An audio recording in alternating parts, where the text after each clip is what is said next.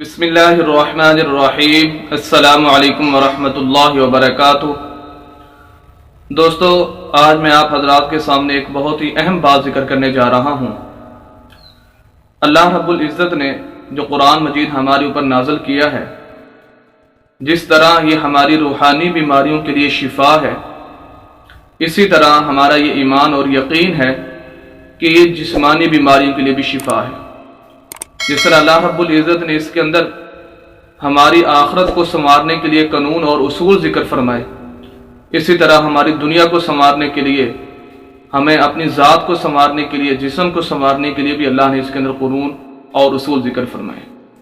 یہ اور بات ہے کہ ہم اس کے اندر غور و فکر کر کے ان اصولوں تک نہ پہنچ سکیں یا ان پر عمل نہ کر سکیں، جس کی وجہ سے ہم مختلف بیماریوں کے اندر، مختلف مسائل کے اندر، جسمانی بیماریوں کے اندر ہم عمل نہ کرنے کی وجہ سے ہم ان بیماریوں میں مبتلا ہو جائیں۔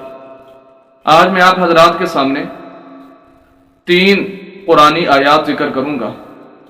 اگر ان قرآنی آیات کی طرف آپ غور و فکر کریں گے تو ایسے سمجھیں کہ اللہ نے وہ ہمارے لیے 3 اصول ذکر فرمائے ہیں ہماری صحت کے لیے۔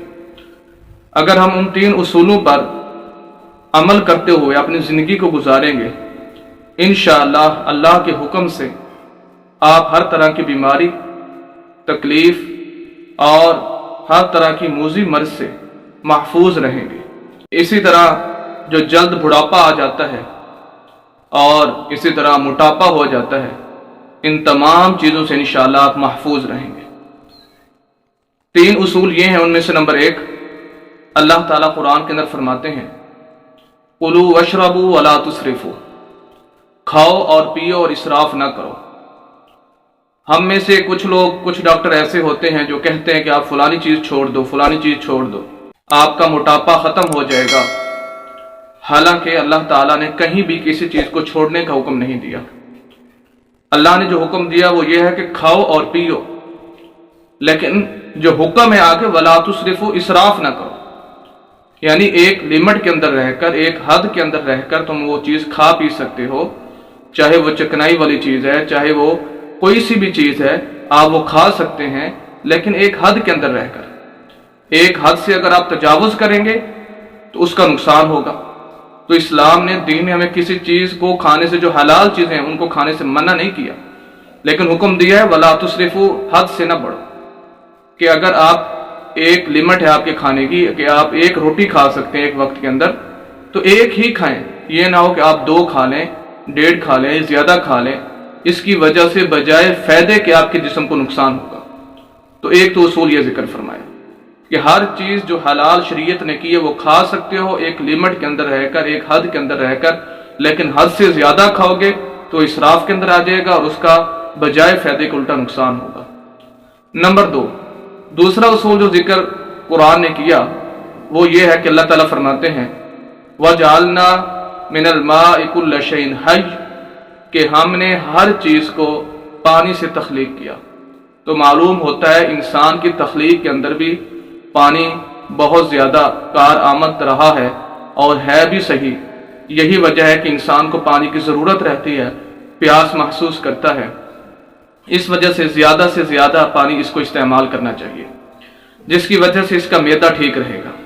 کم از کم جو تحقیق ہے آج کل کے دور کے اندر، ڈاکٹر حضرات کہتے ہیں کہ کم از کم دن کے اندر ہر آدمی 8 گلاس کم از کم پیے۔ اس سے زیادہ بھی پینا چاہیے اگر کوئی پی سکتا ہے، لیکن کم از کم اپنے جسم کو تندرست رکھنے کے لیے، صحیح رکھنے کے لیے 8 گلاس ضروری ہیں۔ تو 8 گلاس ہر آدمی ضرور پیے دن کے اندر۔ 2 اصول ہو گئے۔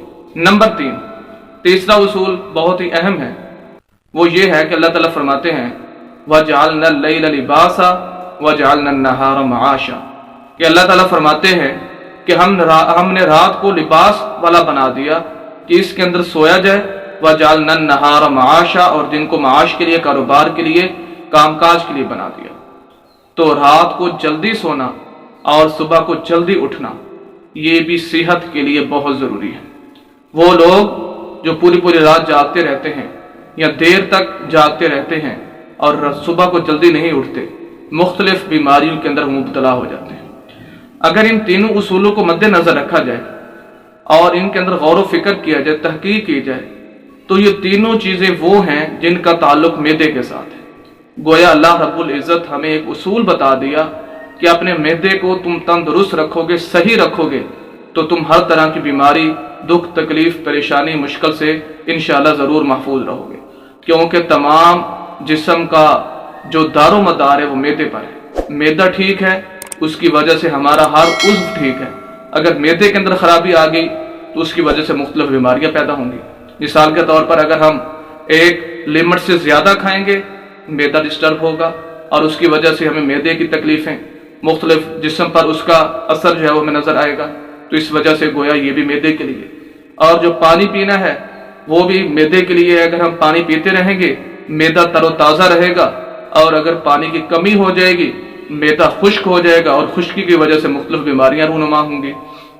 اور اسی طرح تیسری چیز کہ جو ہم رات کو جلدی سوئیں اور صبح کو جلدی اٹھیں، پورا دن معدہ ہمارا کام کر رہا ہے، جس طرح انسان کام کرتا ہے، انسان کا ہر عضو اس کے اندر شامل حال ہوتا ہے، تو معدے کو کچھ سکون بھی چاہیے، کچھ آرام بھی چاہیے، اور وہ رات کو جلدی سونا اور صبح کو جلدی اٹھنا، یہ گویا ہم معدے کو جو سکون دے رہے ہیں۔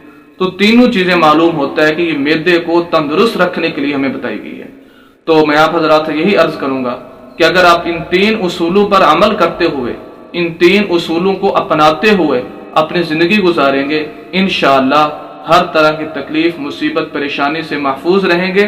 اور اسی طرح جو جلد بڑھاپا آ جاتا ہے، کہ انسان کو موٹاپا آ جاتا ہے، اس کا بھی حل یہی تین اصول ہیں۔